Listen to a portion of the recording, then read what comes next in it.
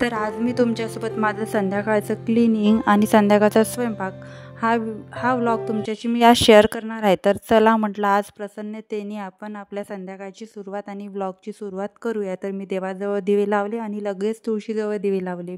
आणि हृदयाच्या पप्पांनी थोडा भाजीपाला आणला होता, तो पण मी म्हटलं एकदाचा तो जागेवर ठेवून देऊ, मग तो पॉलिथिनमध्ये पडून राहतो आणि तो भाजीपाला खराब होतो. Hello and welcome back. तर स्वागत आहे तुमचं माझ्या यूट्यूब चॅनलमध्ये, ज्याचं नाव आहे हृदाज मॉम लाईफस्टाईल. तर मी हा भाजीपाला वेगळा वेगळा करून घेतला. आधी बघितलं काय आहे, तर त्यामध्ये वांगे होते आणि काकड्या होत्या आणि जी मोठी मिरची मिळते ती कमी तिखट असते. आपण तीळ वगैरे टाकून ती बनवतो कढईमध्ये वगैरे.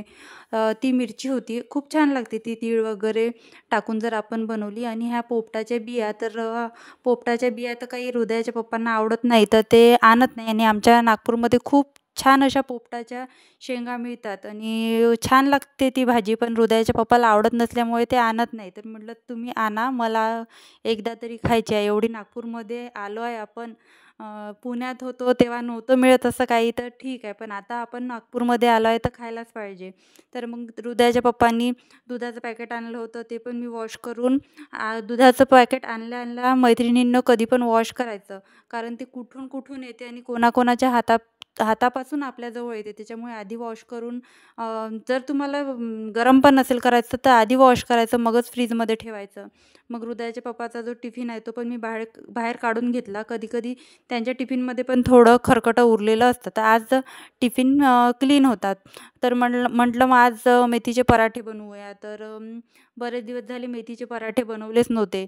तर मेथीच्या पराठ्यांसाठी मी दुपारीच मेथी तोडून ठेवून ती धुवून ठेवली. आता छान ती सोकली होती ती मेथी, बाहेर ठेवली होती झाकून. तर थोडं कणकेचं पीठ घेतलं मी गंजामध्ये आणि थोडं बेसन पीठ त्याच्यामध्ये टाकलं. आणि नंतर काय केलं, एका मिक्सरच्या पॉटमध्ये लसूण, अद्रक, हिरवी मिरची, जिरं आणि थोडे सांबाराच्या काड्या असेल त्या पण छान लागते. तर माझ्याजवळ काड्या अवेलेबल नव्हत्या, तर मी थोडा सांबार म्हणजेच कोथिंबीर त्यामध्ये ॲड केली आणि हे वाटण मी या पराठ्यामध्ये टाकलं. आणि थोडा कांदा बारीक चिरला आणि यामध्ये टाकले आणि भरपूर सारी मेथी. जर तुम्ही मेथी चिरून टाकत असेल तर तुम्ही तशी पण टाकू शकता, पण मी चिरून न टाकता अशीच टाकते, कारण चिरून टाकलं का थोडं मला कडवट वाटते तशी. आणि अशी अख्खी मेथी जर टाकली तर थोडं छान फ्लेवर येते. तर मग मी तशीच्या तशीच मेथी टाकून घेते आणि छान पीठ मळून झाकून ठेवायचं. आणि नंतर 10 मिनिटांनी पराठे करायचे. खूप सुंदर पराठे होते मेथीचे. मला, हृदयाला आणि हृदयाच्या पप्पाला मेथीचे पराठे, पालकाचे पराठे असं खायला आवडते. आणि रात्रीच्या टायमाला थोडा आरामात असतं आपलं रात्रीचं रुटीन, काही घाई नसते तर आपण बनवू शकतो. तर मी इथे मेथीचे पराठे करायला घेतले आणि हृदयाला थोडंसं खायला दिलं, मुरमुरे वगैरे. आता हृदयाचा पण थोडा जेवायचा टाईम लवकरच आहे, तिला लवकर भूक लागते, तर मग मी तिला दुपारी पण काही बनवून देते. किंवा बिस्किट ती खूप मागते, मग काही दिलं नाही तर मग बिस्किट जर अवॉइड करायचे असेल तिला देणं, तर मग मग तिला दुपारी पण काही दुसरं देणं द्यावं लागते मला. आणि आता मी तिला म्हटलं दूध ती पीत नाही, चहा मागते, तर मला तिची दूध प्यायची सवय सोडायची आहे. तर बघू, आता उन्हाळा लागतेच, तर तिला दही खूप आवडते. तर आधी ती दूध नव्हती पीत, तर मग मी तिला दहीच द्यायची. पण आता जेव्हापासून थंडी आहे आणि तिला पण कफ होता, तर मग मी आंबट वगैरे असं काहीच दिलं नाही, फळं पण आंबट तिला दिले नाही. तर आता बघू म्हटलं, आता उन्हाळा लागते तर थोडं मिल्कशेक असं तसं बनवून तिला दुधाची सवय लावूया. तर मी काय केलं, पराठा छान लाटून घेतला पीठ लावून.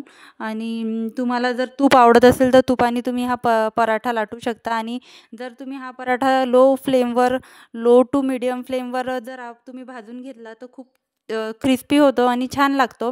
आम्हाला असा क्रिस्पीवाला पराठा आवडतो. तर मग मी काय करते, लो टू मीडियम फ्लेमवर हा पराठा भाजून घेत असते. आणि बघू शकता तुम्ही आजचा बेत. तसं तर दही पाहिजे होतं, पण दही जर असलं रात्रीच्या टायमाला दही खाऊ नये असं म्हणते, पण आपण चटणी वगैरे करून थोडं दही पिवळं करून थोडा तडका देऊन आपण खाऊ शकतो. पण काय होते ना, हृदयाने दही आणि दह्याचे पदार्थ असले तर ती खायला येते. आणि अजून काही थंडी अशी फारशी कमी झाली नाही आणि तिचा पण कफ बरा झाला नाही आहे. तर ती वाफ वगैरे पण घेत नाही, तिला सर्दी वगैरे झाली तर मग आम्ही दही पण अवॉइड करत आहे आणि टोमॅटो सॉस पण. आणि थोडं लोणचं तिखट असल्यामुळे ती खात नाही. मग मी काय केलं, मला भांडे घासायचे होते. पराठा आमचा खाऊन झाला. पराठे आम्ही खाल्ले दोघांनी पण, खूप टेस्टी झाले होते. म्हटलं चला आता बाहेरचे जे भांडे होते माझे दुपारी धुतलेले ते मी सगळे लावून दिले पुसून ट्रॉलीमध्ये. नंतर हृदयाच्या पप्पांचा टिफिन वगैरे हे सगळे भांडे होते. सकाळी हे भांडे मला लागतात, टिफिन तर लागतो. टिफिनचं तर असं आहे, टिफिन रात्री वाळून सकाळी सुकून असला तर असं वाटते बरं लगेच आपण भरायला घेऊ शकतो. थोडा जरी ओला असला तर त्यामध्ये मला भरायची इच्छा होत नाही. तर मी काय केलं, सगळे भांडे लगेच घासून टाकले. भांडे घासून झाल्यावर थोडं बरं वाटते. नाही तर तो एवढा पसारा दिसतो भांड्याचा, असं वाटतं हे कधी होईन आणि कधी नाही. पोळपाट वगैरे सगळं पराठे केल्यामुळे थोडे चिकट झाले होते तर ते सगळे मी लगेचच्या लगे घासून घेतले आणि धुवून टाकली. मिक्सरचं पॉट वगैरे पण होतं धुवायला आणि हृदयाच्या पप्पाचा टिफिन होता.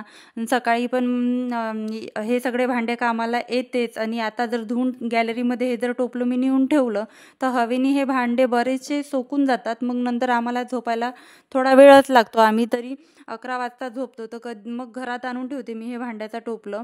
मग नंतर भांडे माझे घासून झाल्यावर नंतर लगेच गॅस पुसायला घेतलं.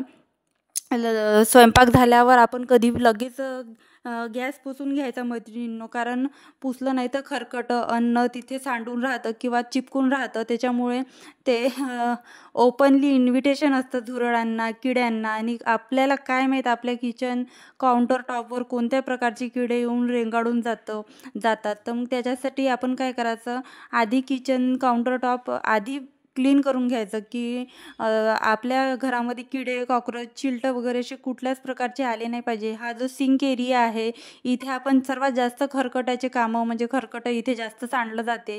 तर हा एरिया जास्त खराब होतो आणि इथे जास्त मला कधी कधी असे जर पावसाळा असला ना तर ह्या एरियात चिलटं, मच्छर असे दिसून पडतात. तर मी काय केलं, चिलटापासून सोल्युशन शोधलं मी. हा विनेगर आणि बेकिंग सोड्याचा स्प्रे माझा किचन ओटा पुसून झाल्यावर मी एकदा स्प्रेड करून घेते. स्प्रेड करून झाल्यावर तुम्ही तो असाही ठेवला तरी काही हरकत नाही, पण त्याचे जे स्पॉट आहे त्या स्प्रेचे असे उमटून दिसतात त्या शेगडीवर वगैरे. ती ग्लासची शेगडी असल्यामुळे त्याच्यावर जास्तच उमटून दिसते. तर मी काय करत असते, छोटा जो यूज अँड थ्रोवाला माझा कापड आहे, असे छोटे कापडाचे तुकडे कापून ठेवले ना तर खूपच कामाला येते मैत्रिणींनो खरंच. तर ह्या कापडाने मी सगळं एकदा स्प्रेड करून देते. आणि स्प्रेड केलं तरी ते काही उडून जात नाही, ते बरंच टाईम राहते. मग तुमच्या काउंटर टॉपवर रात्रभरात किडे, कॉकरोच काही जरी रेंगाळत आलं तर यायची शक्यताच नाही. याच्या वासानेच ते दूर पडतात.